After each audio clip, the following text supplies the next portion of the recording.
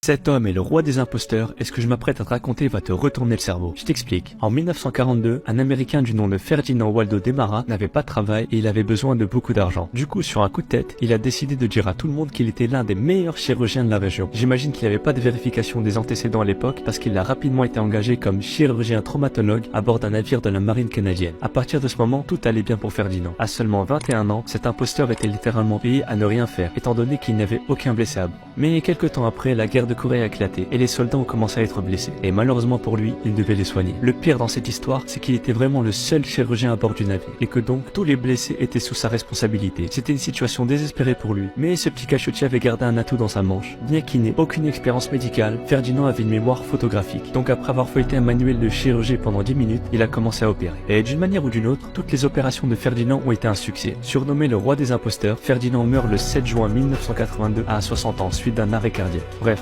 dis-moi ce que t'en penses en commentaire.